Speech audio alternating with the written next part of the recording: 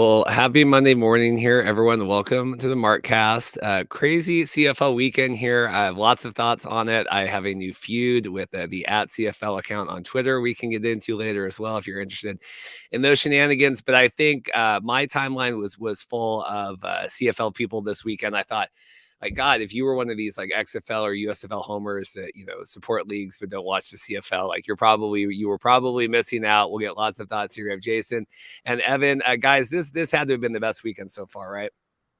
Without question, absolutely. This is the what people talk about when they talk about the CFL being great, and we finally got to see that this week. Evan, how are you doing this morning?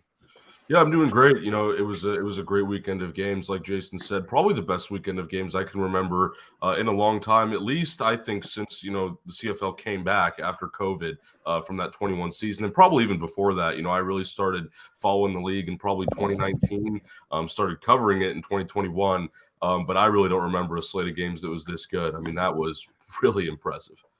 Well, and it was good to me, at least, like on paper, not all of these looked that, I don't think Winnipeg at Ottawa had, marquee matchup kind of on it, and we can get into that. And I was like, we left to go to the Mariner game, and I sit back, I go, what the hell is going on here? But got people checking in here. Chris saying we learned the CFL is exciting. We have comments here. Shane coming in, amazing weekend. Prayers to Trevor Harris and his family, 100%. And I think, especially with Trevor, just his lifetime in the CFL and all the different teams and kind of everything else. I think that is a big, felt kind of across the board. Any initial thoughts on that, Jason, just about Trevor Harris? Anything you want to say off the top? Yeah, obviously it's a devastating injury. They haven't quite ruled him out for the season, which is I guess a good sign. But honestly, I think that it's sad because he is up there in age. I think he's like 37 years old. So I mean, at this point, you got to start considering if this is maybe it for him in the CFL. I don't think it is personally, but anytime you suffer a major injury, just like we were talking about with Mazzoli last week, it could be the end for him in the CFL. So sad to see that. Yeah, 38. Mazzoli's up there. I think Mazzoli's 35. I mean, you get to the point. Mazzoli having the back-to-back injuries might be different in that regard. But yeah, Evan, I mean, did we see Trevor Harris take his last snap here on, what was that, Saturday night?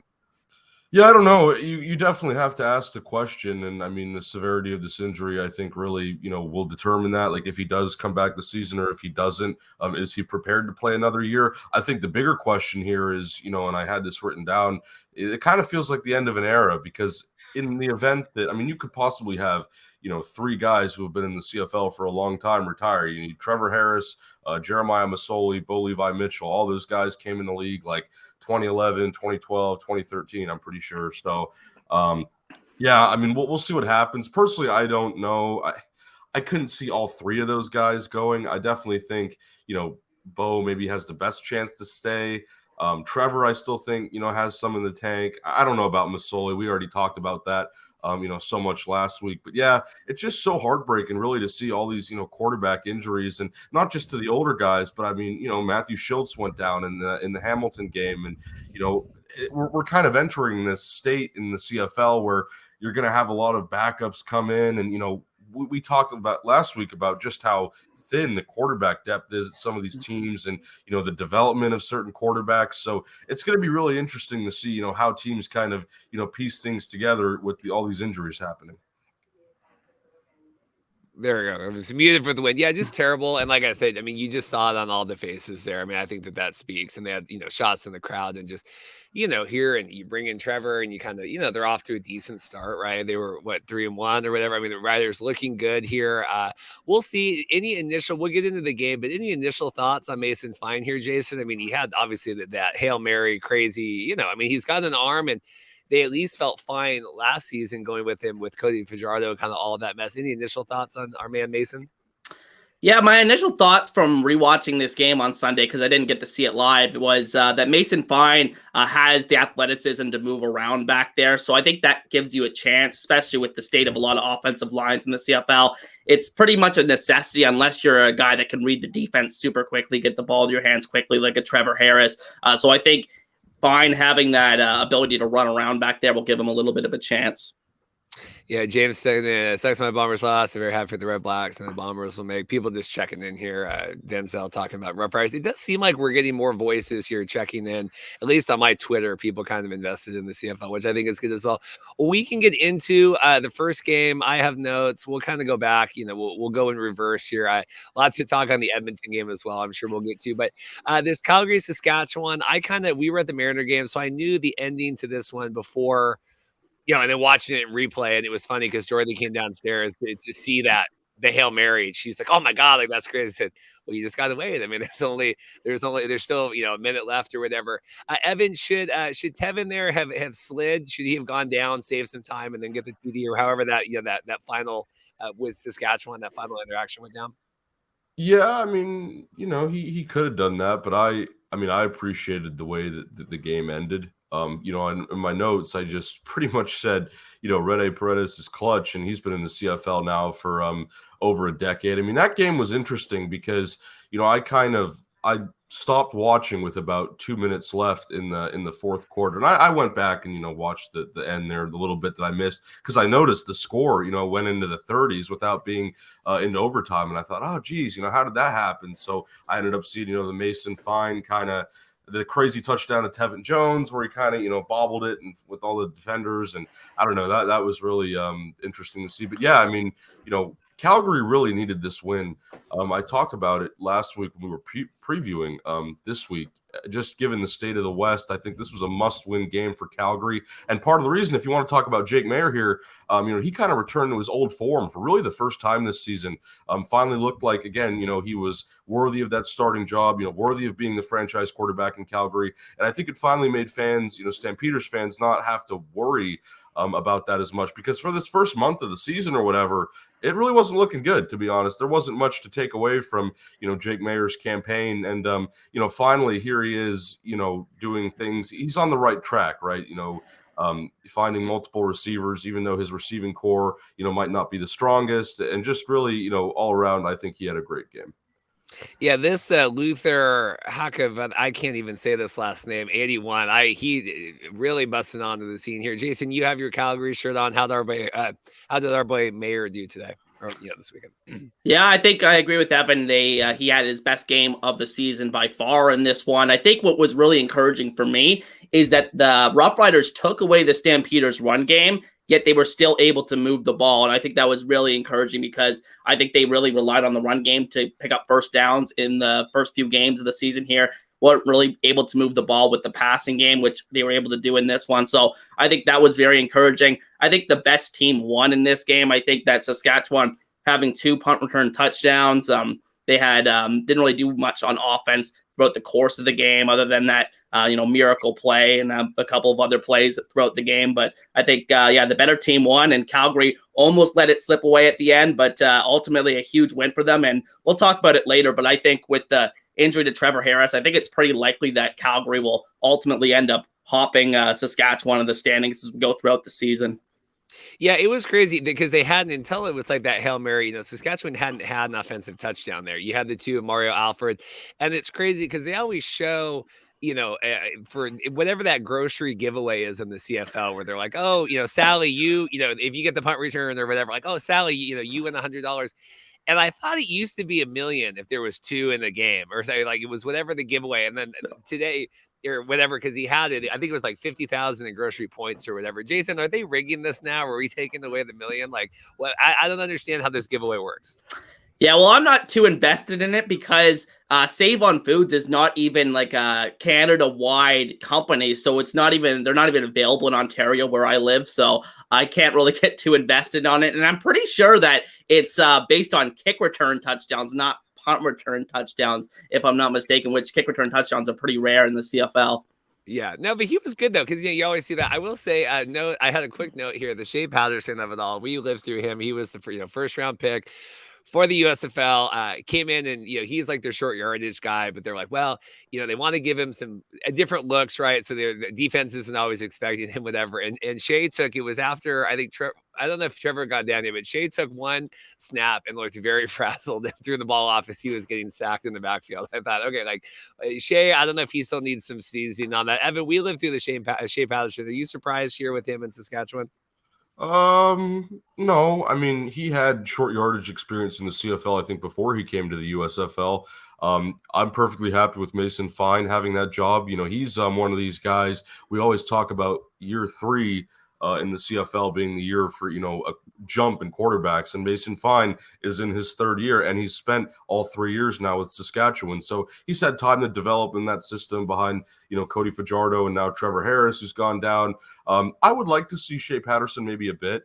I think his time in the USFL, really didn't go as he expected, or maybe as any of us expected. I mean, he got benched, in favor of Paxton Lynch, who at one point was also with Saskatchewan. I kind of find that funny.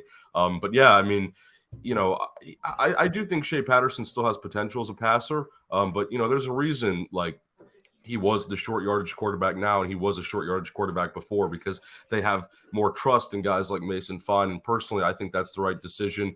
I'm not saying Shea Patterson couldn't start a game here, but I just like Mason Fine, I think, a bit more. Again, would it hurt to have Shea Patterson worked in? No. I would honestly like to see it at some point, just because I feel like it would make things more diverse. But you want to talk to me, I think Mason Fine is the best option here.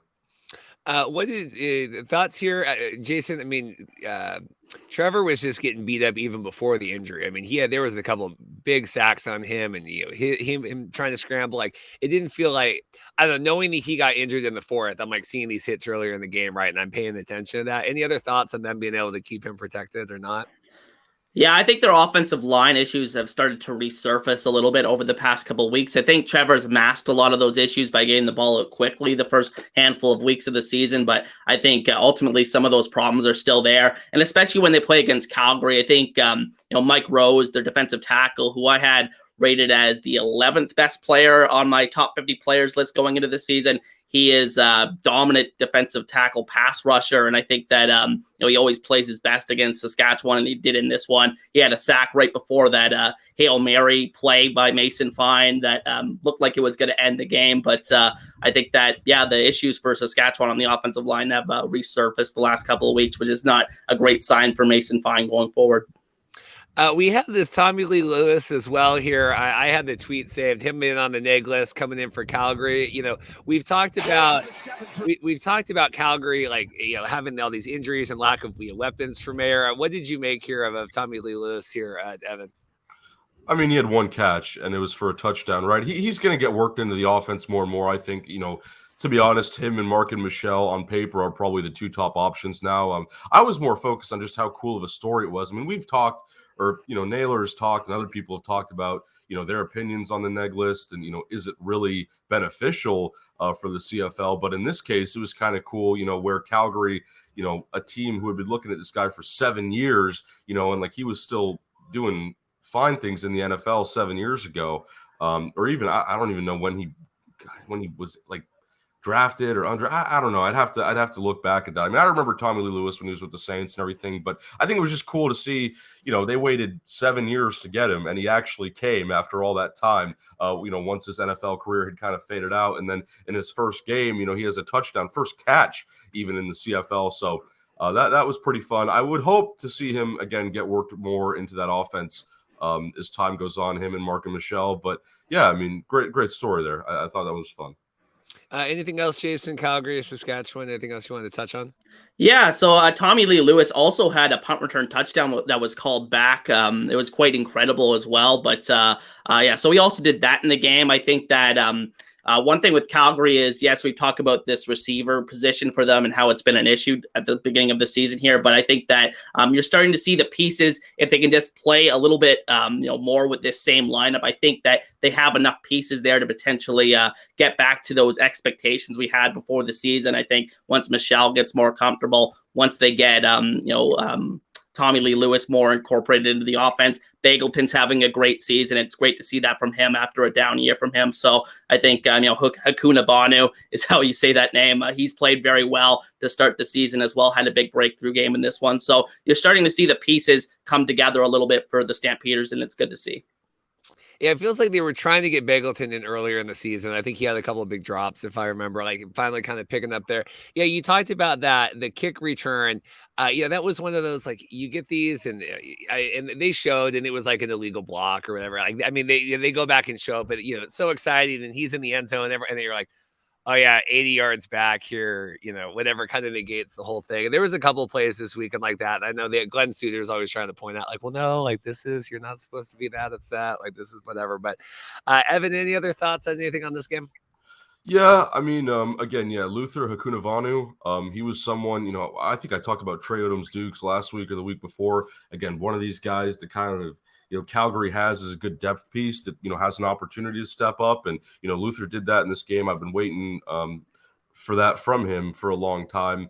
And I would expect him to do similar things for the rest of the season. I do believe he has a pretty high ceiling. And yeah, I mean, we kind of talk about Calgary's receiving core as, not necessarily lost, but just maybe a room that could have a bit more depth. But honestly, at this point, like, it kind of seems like every week they have a different leading receiver. So it seems like a pretty diverse group there. And then, yeah, I think Reggie Bagleton is still kind of like the number one guy in that room, even though he he had a pretty decent game this time around.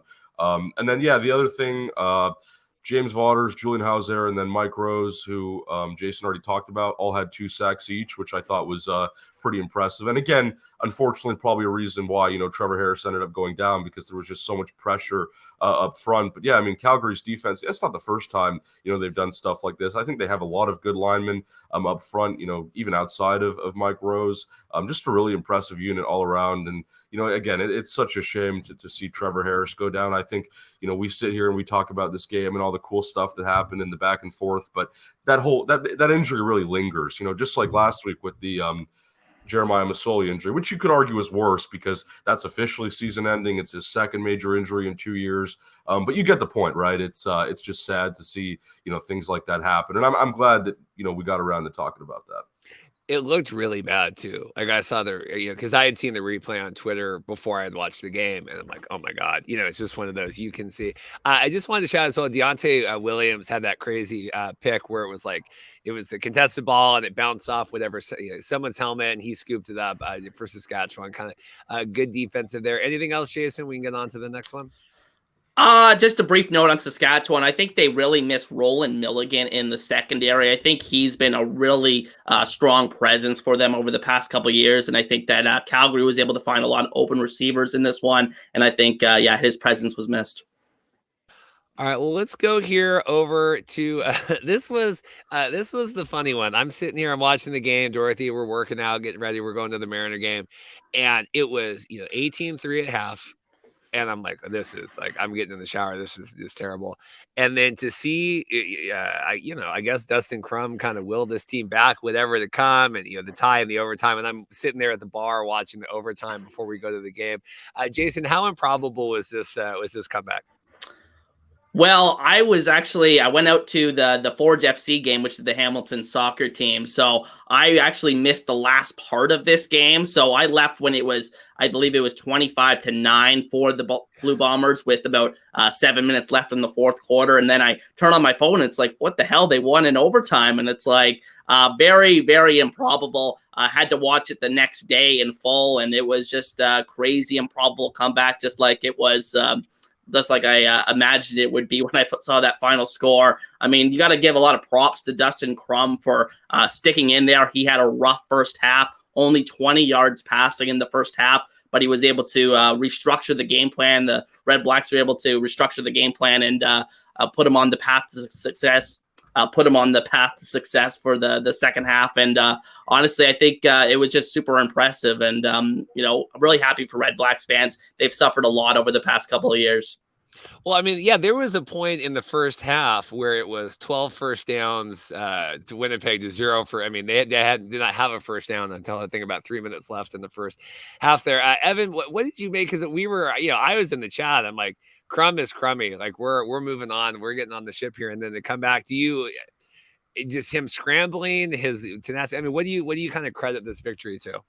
Yeah, definitely his ability to run the football. I think there was a lot to be, left desired sort of in the passing department. And look, it's his first CFL start, so I'm not going to rip on the guy. I mean, last week I kind of said the same thing. I'm like, his legs are an extremely important asset. And this time it won them the game. And I think it's really interesting, how we're looking at this scenario where Justin Crum, scores a late touchdown, gets the 2-point conversion, wins in overtime when he was so close to doing all of that last week in Hamilton. He was like 1 yard short from the end zone, and it could have happened then. And I remember Jason saying, he could have been like the hero for Ottawa in that game. And look what happened this time around. I mean, I think he was more than a hero. They were the commentators on TSN, or it might have been the panel, they were saying like Ottawa, has needed a win like this. They've waited so long. And again, they had a really long home losing streak for a while too.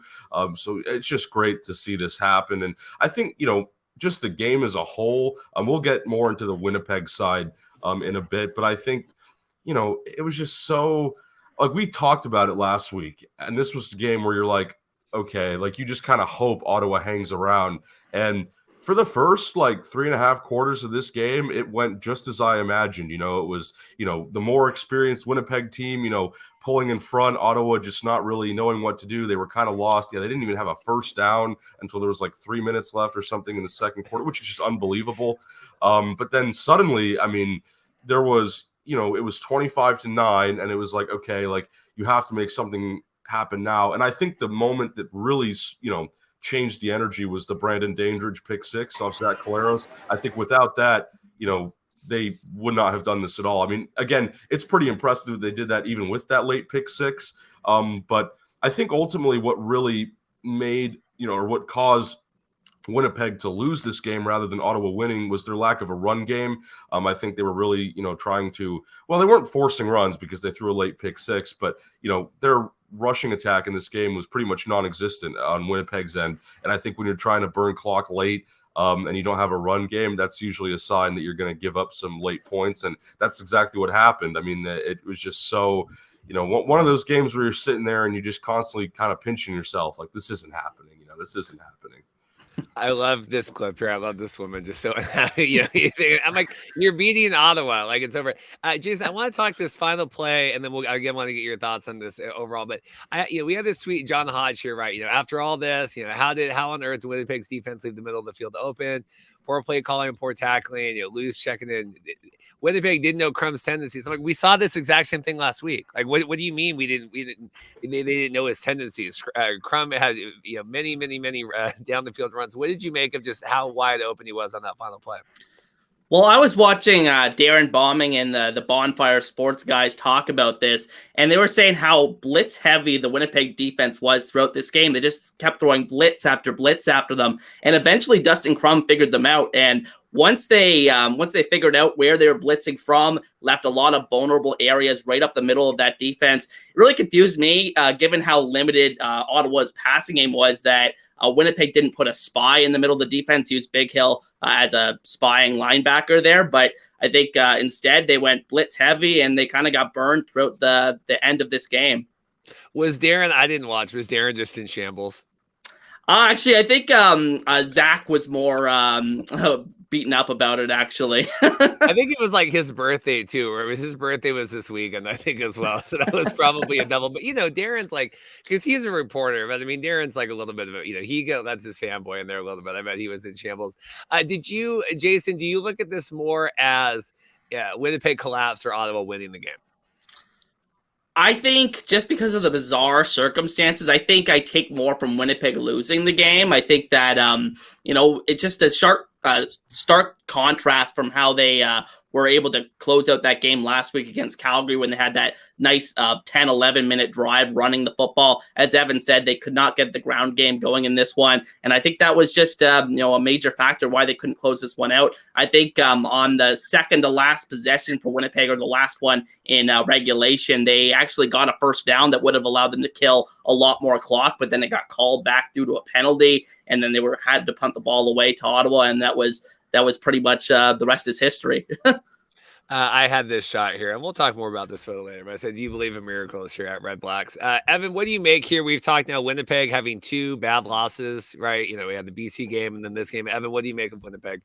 Yeah, well, this loss was just an embarrassment, for that team, given their experience, their depth, their reputation. I don't know how you lose a game like that. And this is kind of, proving a point that I've been thinking about now for a while. And it's that maybe BC really is pulling ahead in the West. Again, you can't speak too early, but I mean, this is just an unacceptable loss. I mean, if you are losing games like this, I mean, you can't even really be talking about playoffs and Grey Cup quite yet. Again, even though this team has been in the past 3 Grey Cups and won 2 of them, I just think, it was a complete meltdown, and this is definitely the low point in the Bombers season. I would imagine this is probably the lowest it gets for them. I don't think they'll let this happen again.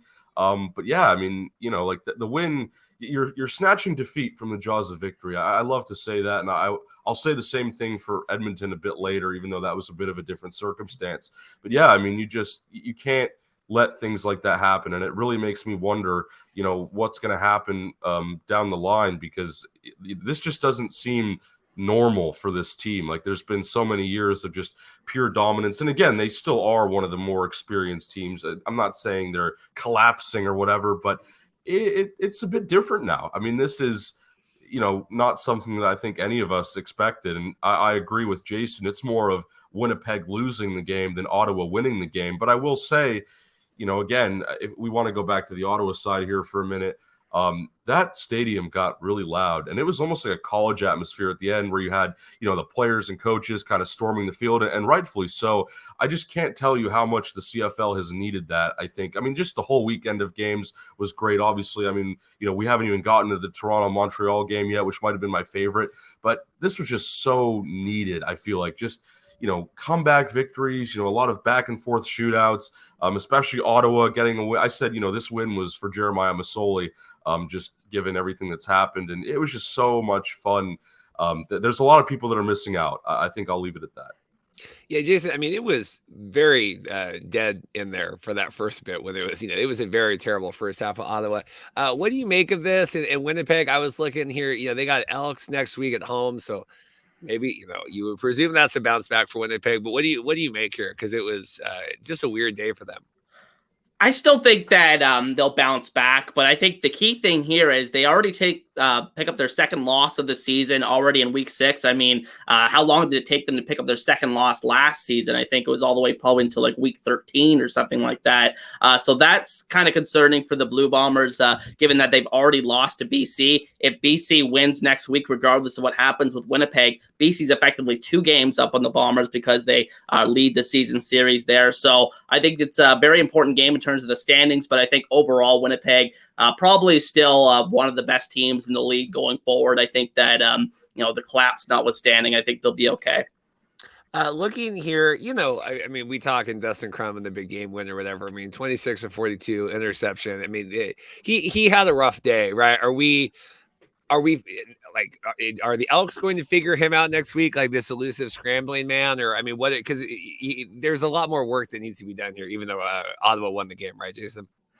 Yeah, it'll be interesting because they're actually playing Calgary next week. So I think that'll be an interesting matchup because both teams coming off big emotional last-minute victories. So I think it's going to be interesting to see what team comes out flat. We often see that in those situations. So I think it'll be interesting to see how Crum moves the ball passing-wise, because I think at some point teams are going to start to take away his legs a little bit. He's such a dynamic runner. You see him. He's basically what we want Cornelius to be in terms of a runner, but he does it more effectively and knows exactly when to run. And so I think it's going to be very interesting to see how he plays throughout the weeks as teams get more film on him. And I'm interested to see how that game goes next week against Calgary. There was an interesting note here, and they were talking about, Prukop with Winnipeg and where he got re-signed from the USFL, and maybe if he had waited and he could have been the Red Blacks quarterback, or, kind of because he signed so early and now all this opened up. Evan, sliding doors here. Prukop's taking, he's taking short yardage for Winnipeg. Is there a world where he's a better option for Ottawa, or do you think they're going to be good with Dustin here? Yeah, I think Dustin Crum was the right choice. Look, Prukop's familiar with Winnipeg, and he's like a short yardage guy there. Dustin Crum signed with Ottawa, again, late last season. He's been with their program for a bit now. And I think after, this win and the way he kind of put the team on his back, how do you not root for that guy? How do you not say he's the best option? That was just about the best thing you could have, and it finally gives Ottawa fans, that level of confidence. So, yeah, Prukop, I don't know. Even in the USFL, he wasn't an extremely impressive passer. Not that he really had a big role. But I think, Winnipeg made the most sense for him, just given the familiarity. And, I think Ottawa already had their eyes on, again, a couple guys. Like they just brought in, Tyrell Pigrome, Jake Dunaway. So, guys that they were kind of familiar with. I mean, well, Pigrome was the guy in Winnipeg who, Prukop replaced, which is, I guess, kind of ironic considering we're talking about this whole thing. But no, ultimately, I think Dustin Crum is the guy. Ottawa still had some really bad penalties. They had that misconduct penalty that gave Winnipeg that touchdown early on. There was like a bench penalty as well that Paul called back one of the returns. I don't know. Still need to kind of clean that up. What do you make here now, Jason, going in here with Bob Dice, everything else, and any other thoughts you want on this game? Yeah, it certainly wasn't a perfect performance. There was also each team also had a drop deep ball in this one. Ottawa had one just before the half with a chance to make it a one-score game. I believe it was Savon Scarver that dropped the ball. It was a beautiful pass from Crum that really could have gotten going in the first half of that game. So, I mean, it wasn't a perfect game by any stretch. Again, like you said, the penalties that extended drives for Winnipeg. I think there was one near the goal line that led directly to the touchdown the next play. So, I mean, some things that need to be cleaned up for Ottawa, but in terms of where they were at before this game, they were looking at 1-4 right in the face, and they were able to get the win here. So that's it's a good thing. Yeah, I had a note. I had a couple new ads. I had a CFL new hat ad. I don't know if you've seen. Have you seen this commercial with all the people standing in the stairwell and they have like all the different hats in there? We had a couple different ads. No, we had that, and then there was like a flyover. I don't know if we're trying to do some new marketing on there. I did have a joke. We talk about the CFL demos and like the music and the country music. The CFL Plus during the commercial breaks has like trap, rap, instrumental music playing. So I don't know if who's ever programming the CFL Plus at least knows about their demographics on here. Pat's checking in. Prukop was a nice pickup. Wouldn't say great. Evan, any other thoughts on this one? We'll move on to the shootout game. Not really. I mean, I just think Prukop knows his role at this point. Like he's not. I mean, would you start him if Caleros went down? Sure. Again, familiar with the system, whatever. But yeah, I agree with Pat. Nice pickup, not anything that, blows your socks off or whatever. All right, let's get out of here. So Jason, we had this. This was the big, was it Toronto at Montreal coming down? What did you make of this one? Because this was like the game of the weekend, and then the rest of the weekend happened. You know what I mean? Yeah, it was a relatively clean played game. I think both quarterbacks played pretty well. I think Chad Kelly just continues his trajectory towards becoming a CFL star here in his first year as a starter. He made a couple of amazing plays where he kind of broke out of the pocket and rolled out to his left and found guys in the end zone. So I think, he's looked really good. The Toronto receivers were really good in this one. I think Montreal looked good offensively at times in this one as well, but just couldn't make enough plays at the end. And I think that if this game was, at the point this game was played, I was like, oh, this is the best game in the CFL so far this season. But then we had Saturday's games that both kind of overshadowed them, in my opinion. So I think these are the three best games we've seen so far this season all happened this week. So I think, this game was very entertaining. Yeah, Mac the Knife, you're incorrectly reporting that Toronto is America's CFL team. I don't like that, but Chad's looking good here. 21 of 25, 3-1, like big star. I have a couple of highlights here I can pull up. But Evan, what did you make of this and the further ascension of Chad Kelly?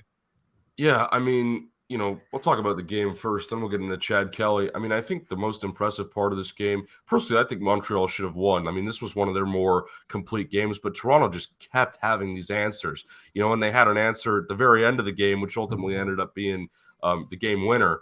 But yeah, I mean, Chad Kelly at this point, like, I don't know how you have any doubt in the guy. Like, I don't feel any doubt in saying that he's, a top quarterback in this league. And we've talked about that, already, just saying like, how poised he is and how confident he is. And I mean, he, really, I think is just so prepared. And so I could say so many good things about him. Right. And this game was, this was really, I mean, it shows why, he deserves all this praise and hype. I think there were some people who were questioning, why are we giving Chad Kelly so much praise when he's only started, X many games? Like, you have to remember, Chad Kelly, wasn't really talked about until he came in, like I've said it before, in that Grey Cup last year, when after MBT got hurt. And, now here he is, becoming a superstar within a couple of games. So it's a pretty quick ascension, but, I don't have any doubt. And I have full confidence and belief in him moving forward. Just some other notes. David Unger, who used to play for the Ticats, he's having a pretty good game here. He had 2 touchdowns. I believe he had the last touchdown too. One of his 2 is the one that ultimately won it for Toronto. So good to see him get worked into the offense. And then, I mean, DeMonte Coxey, if you want to pull up that catch, that might have been, one of the better catches I've seen ever in the CFL. I mean, that was, just textbook. I think you've already been showing it. I just haven't been paying attention. But yeah, great catch by Coxey for sure. And again, just goes to show. Yeah, I mean, we can talk about Chad Kelly a lot, but his receivers have been pretty good too. I mean, he's got Cam Phillips, Tavares Daniels, who had a nice game, Coxey, et cetera, et cetera. And then on the defensive side for Toronto, Wynton McManus and Dwayne Hendricks were pretty impressive. Dwayne Hendricks had a 2-sack game, so good for them. But yeah, ultimately, I mean, I think this was Toronto's offense that really won them. I mean, it was just such a complete, offensive clinic, you would say.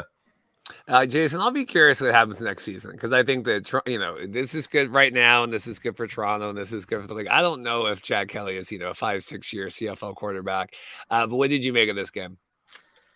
I think that I just think that the story is Chad Kelly so far this season for the Toronto Argonauts. I think that, that was really the only question I had about this team going into the year. I thought that they retained so many pieces of that Grey Cup team last year, except for the quarterback. And I think that Chad Kelly has even upgraded from McLeod Bethel Thompson based on what we've seen so far this season. I mean, that offense is just a well-oiled machine. I think Ryan Dinwiddie does not get enough credit for the game plans that he puts together. He's done a masterful job of bringing Kelly along, making sure he doesn't make too many mistakes early on in his CFL career as a starter. So I think that it's been really impressive to see Toronto roll so far this season. I think defensively, it wasn't their best game on the whole, but I think that overall they played very well this season. Tops in the league, I think, in takeaways and stuff like that. So I think that going forward, Toronto looks like the team to beat in the CFL, unfortunately, for me as a Tiger Cats fan. I had a highlight here that they were showing with forward with Cody here, kind of faking out. How do we, Jason? How are we making of Cody here continuing in Montreal? I think he's done a really good job in terms of, showing that he is healthy this year. I think that is just the biggest thing. I've said that week after week on the show, but I think that the biggest thing is that he can escape pressure. He wasn't able to do that as much last year in Saskatchewan. And I think that is a huge difference for him. You saw that one improvisational touchdown that the play looked dead in the water, but he was able to spin out of it, make a play for the touchdown. So I've been pretty impressed by Fajardo so far this season. Some of the receivers are really stepping up. I think a couple of the guys that they have injured will be back probably in the next few weeks here. Hopefully Greg Ellingson is one of those guys because he is very much a difference-making CFL receiver when healthy. But yeah, I think Fajardo's looked pretty good so far this season.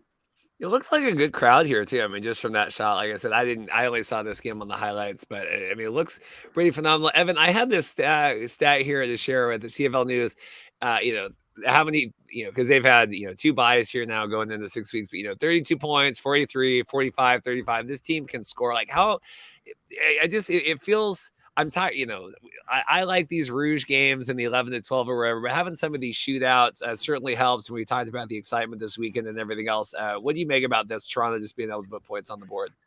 Yeah, well, I mean, like I said before, well-rounded team. You've got one of the best quarterbacks in the CFL. You've got an up-and-coming running back, and AJ Ouellette, who also had a nice game against Montreal, and then just a diverse receiving core. I mean, BC's been scoring a decent amount too, and I mean, look at their receivers. The more guys you can spread the ball around to, I think the more points you're going to be able to score because someone is always going to step up if you're not just relying on a number one receiver all the time, even though that's probably a nice thing to have. But yeah, I mean, I'm not shocked that Toronto is scoring this many points. I mean, they probably could have scored more in this one just with the way it was going, all that back and forth.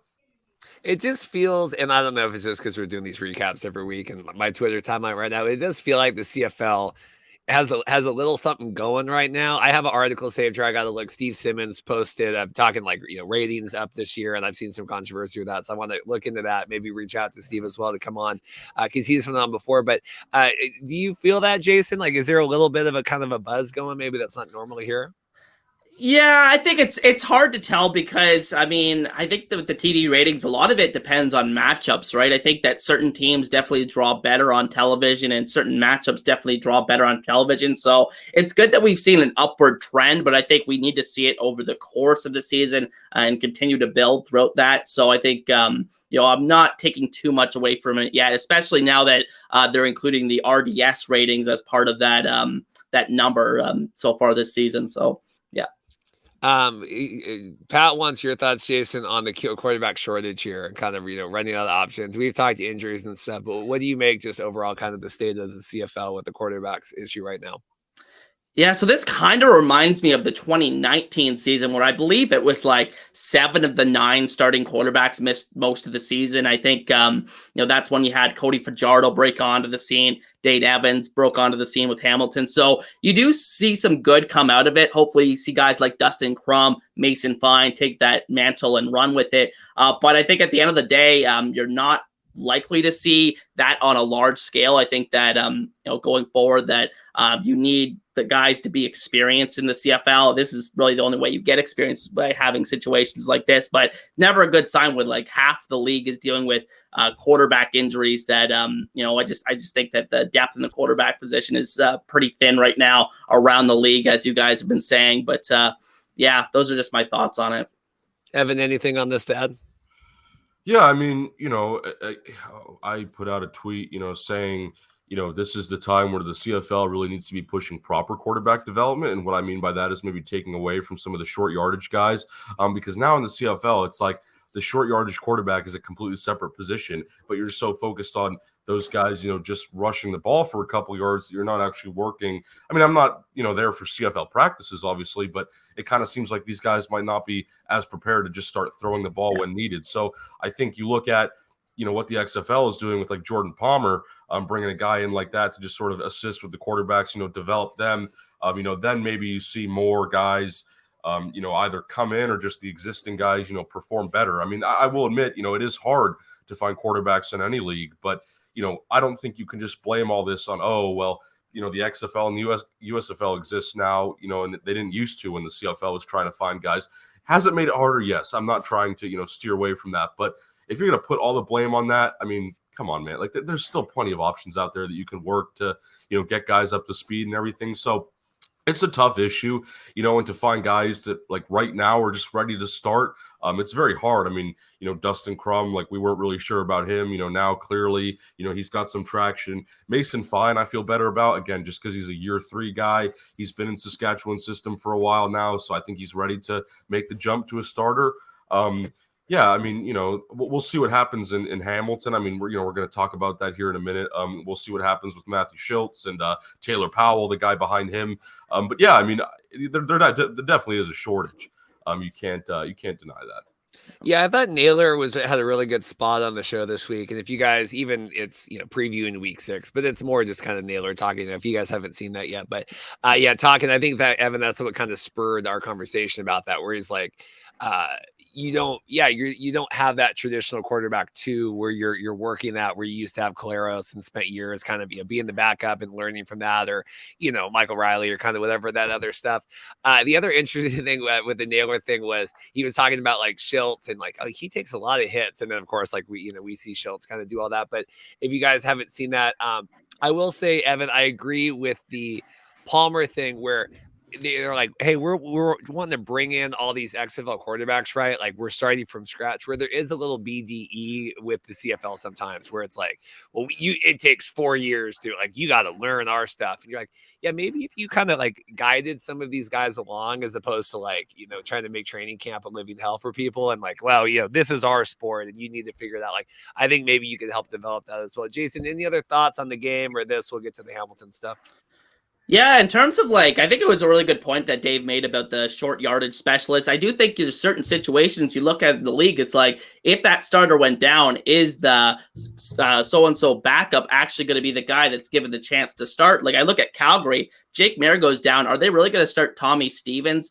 Because I don't think he is very good as a passer from what I have seen in the preseason and other times that he's thrown the ball. So I think that he is the definition of kind of the player that Dave is talking about. So yeah, I definitely think it's a point, but I think going forward, I think that most teams with the 3 quarterbacks dressing now that we didn't have a couple of years ago when we came back from the canceled 2020 season. I think that's huge for the development of quarterbacks in the league, getting more quarterbacks in the pipeline and playing time. So I think at the end of the day, I think, it's not as dire as people make it out to be. I think that, it's mostly just the quarterback injuries, I think, that are the biggest concern at this point. How do we keep these guys healthy? I don't know. Yeah, I mean, because you even look Winnipeg, like Prukop, like I'm not, that is not a suitable replacement for Zach Collaros at this point. Coming to the last game here, and this was, I've got Dave Campbell scheduled to come on this week, and Alex are going to be back on the road. He's going to be on the road in Winnipeg, but we're going to schedule ahead. Dark days here in Edmonton. I think it was Farhan. It was already reporting yesterday. Taylor Cornelius taking, first whatever snaps again, starting snaps. Evan, what is the definition of insanity here? Like, what are we doing in Edmonton? Yeah, I mean, I can only talk about it so much, right? I think every week it's like, what happened to Trey Ford? What's going on? Like, how often, can we put Cornelius in? And, yeah, I mean, Cornelius, again, kind of came back to earth in this game. I think last week he had a decent performance. Again, nothing that was amazing, but again, finally looked like, maybe he could hold the starting position. Unfortunately, that went away again this week. And yeah, I mean, that play that you're showing right there kind of explains why. This game I really do think was winnable for Edmonton. And there was so much talk, going into this week about Edmonton's finally going to do it. They're finally going to break the streak. They're going to win at home. It's going to be a big deal. And it didn't happen. I mean, in the second quarter, I think it was end of the second quarter, beginning of the third, that's when you could kind of see the momentum shift. And yeah, I mean, after that, Hamilton just completely took over, and it was the James Butler show from there. You had Taylor Powell coming in for Matthew Schultz and throwing a touchdown on his first pass as a pro quarterback, which I love hearing things like that. I was so excited when that happened because I watched that full game. But yeah, I mean, just kind of a disaster for Edmonton. I mean, again, how many times can you use that word? But it's just so, at this point, it's almost expected. Unfortunately, it's just, this team constantly shoots themselves in the foot. And, how many times is this going to happen before, changes are made? I know there was an interview that went up with Victor Cui, and he was very honest, talking about the situation with Chris Jones and what the contract looks like. How do you move on from that in the event that you keep losing?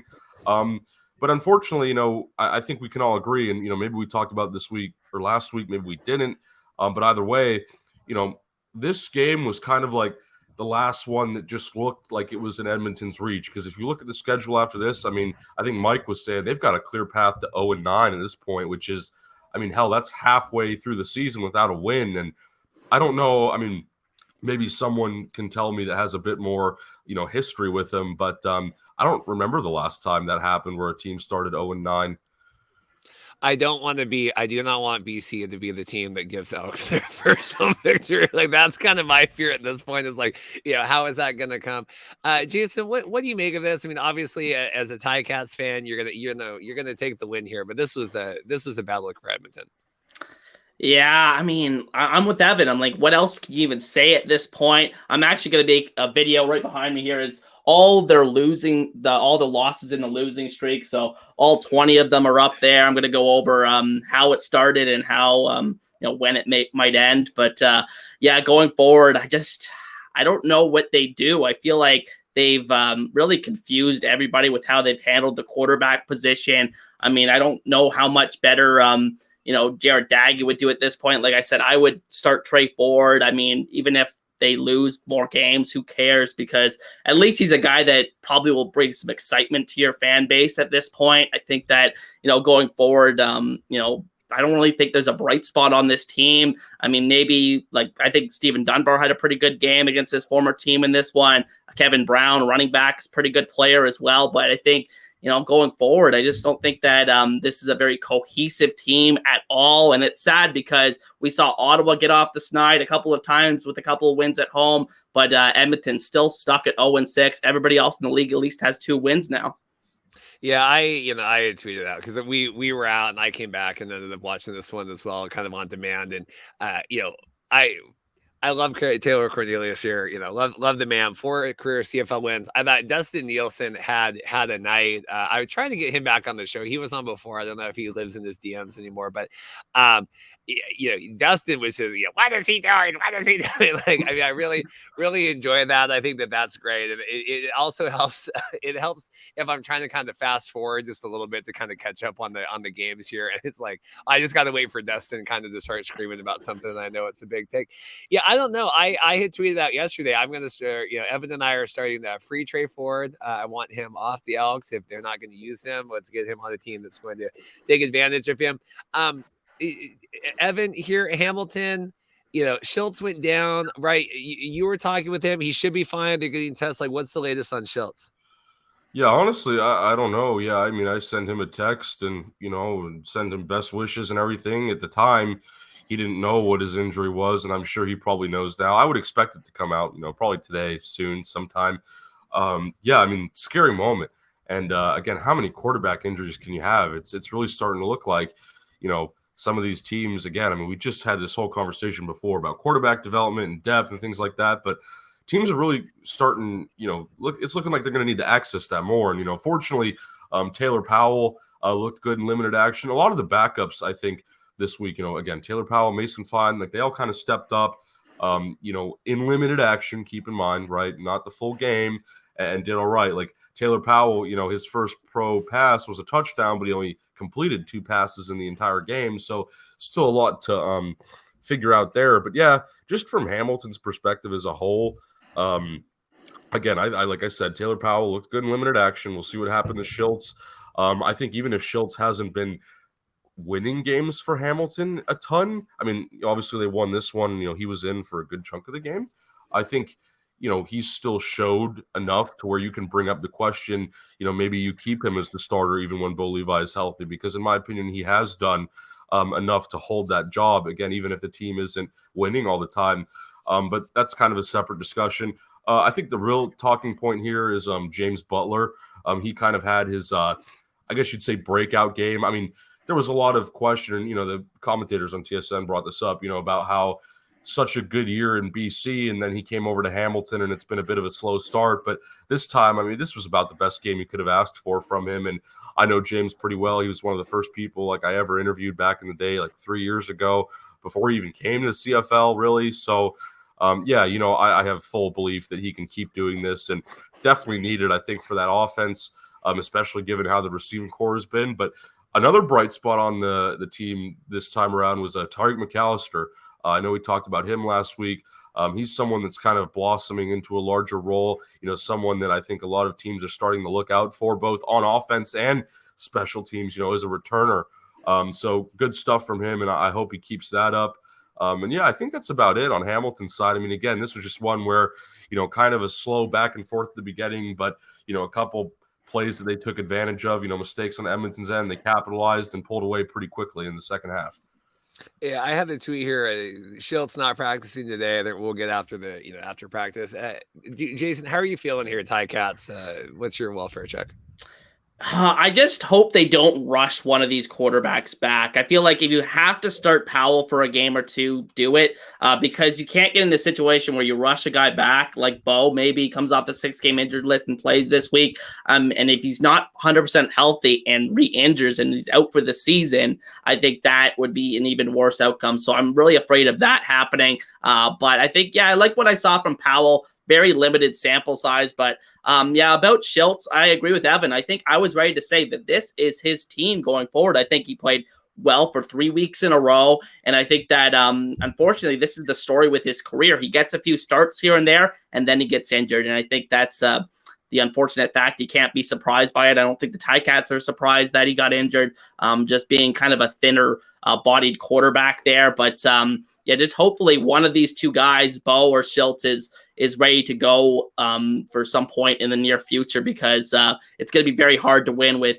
third string quarterback and Taylor Powell. I mean, it'll be interesting to see a Hamilton-Ottawa matchup between Powell and Dustin Crum. I believe that's who the Ticats play after the Elks. But yeah, it'll be interesting to see how they navigate this quarterback room going forward. And yeah, again, Tyreek McAllister has played really well for this team. I think he's the exact player that this team has needed, has brought a lot of speed to this offense. They don't have a lot of that outside of Tim White. So I think McAllister is going to get even more work in the offense going forward.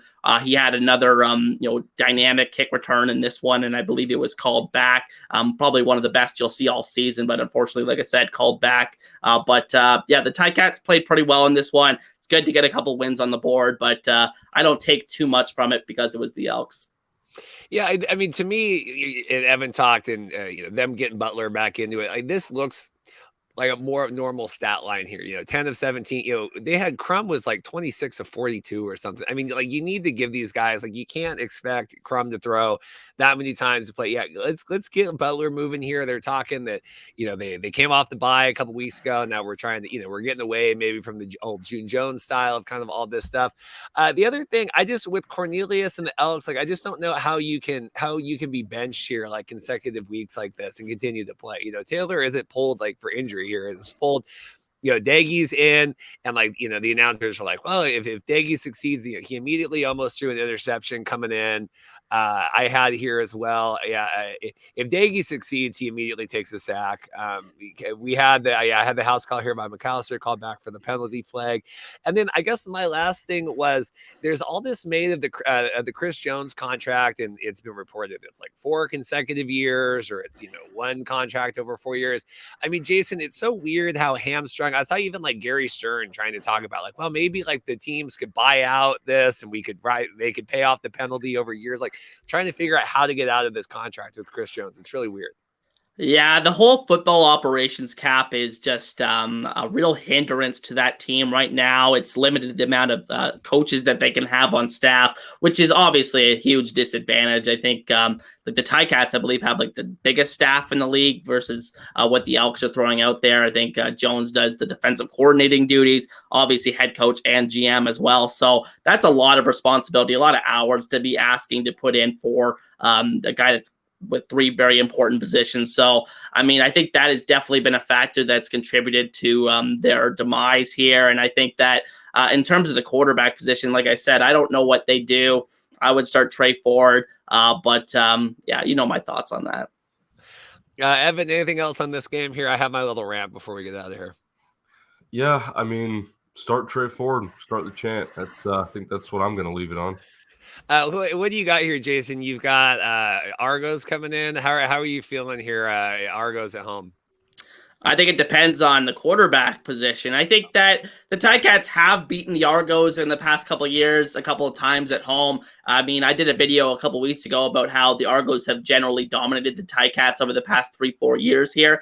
But in general, they usually, when they win, it's usually at home against the Argos. So I wouldn't be too surprised. Schultz was actually the only quarterback to beat the Argos last season. So if he's able to go, that would be huge. But again, don't want to rush anybody back from the injuries. Not overly concerned about one game, especially in terms of the greater context of the CFL. But it's going to be interesting now with the playoff race kind of tightening up, every team at 2 and 3, Ottawa picking up that unexpected victory, Montreal. Jason looks like he's got a connection. Oh, there you go. Jason, are you back? Oh, there you go. You hear me? Yeah. So yeah, I'm not too overly concerned about Friday's game. I think that the Argos will be favorites, obviously, but I think the Ticats probably give them a game, and it's going to probably come down to whether or not one of those quarterbacks is healthy for them. Well, here we go. Well, this is good. This is fun. I have my little rant here. We have our little football talk. Evan likes knowing the feuds of the Marcast here. We've had the Marshall Fergusons and the Cody Verdonas, all this.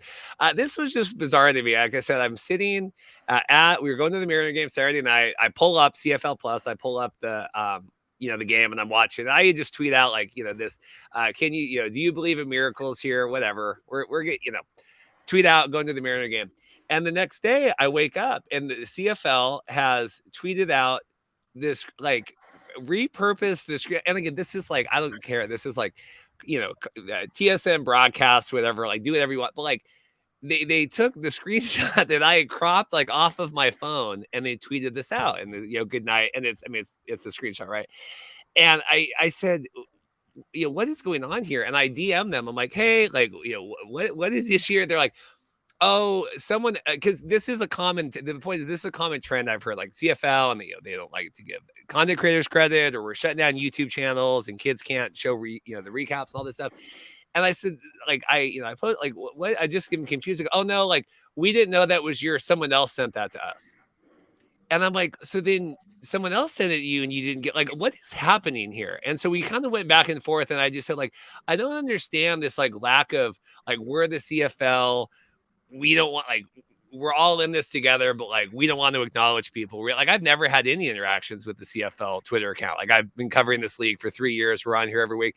I know, Jason, does that just seem like am I out on left field here? I just woke up. I was so surprised. Yeah, it's just bizarre that they used the exact same screenshot that you took. But yeah, it's kind of weird to me. Like, I don't know why the CFL doesn't embrace the people that are giving them free promotion, really, for the most part. And I think nobody's really making too much money off of this. It's really just doing it out of the goodness of their heart. And the league can't even embrace the people that are really trying to help grow the league going forward. So yeah, that's the issue I take with it. I think I totally understand your point. Evan, I know Evan's not going to have it. They told me, they said, what was the word? They said, I have the DM. They said, we're reimagining our content creator strategy. More to come. We hear you. So that's what they told me. So I don't know if that means like we're going to start embracing, like Jason said. I don't understand that. I woke up very bizarre. So we are at war with the @CFL Twitter account. Evan, anything else from you? You don't need to comment on this if you don't want to. Anything else from you before we get out? Oh no, I don't think so. But it's great to hear about all your feuds as usual. I love that.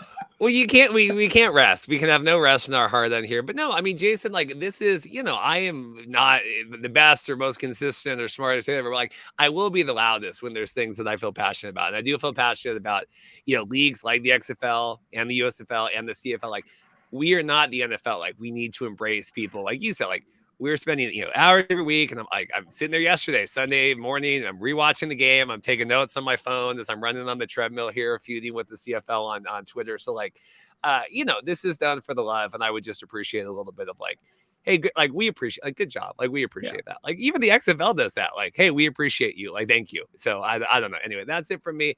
Evan, you working on anything coming out, or Jason, anything you want to plug before we get out? Not too much. I'm doing that Edmonton Elks losing streak video. As you'll see, it probably be out either tomorrow or later today. So be sure to check that out on my channel. Evan, anything else? I've probably got a couple XFL related articles coming up, but nothing too serious or extreme. Well, good. Well, I'm working the rest of the week. I think I have a good show put together. I think Campbell's coming on, and then we got Ben Grant coming on to talk Argos. And then I'm working on a special, I don't know if it's going to work out, trying to get a cool XFL interview. We'll see if that works out. If you missed our chat with Russ Giglio, I thought that was really great last week. He's the director of player administration over at the XFL, talking all of their stuff. So good episode. Busy summer. Didn't do as well as I would have liked. So if you missed that one, go check that out. We'll see you guys next time. Appreciate everyone, and we'll get out of here. Thanks.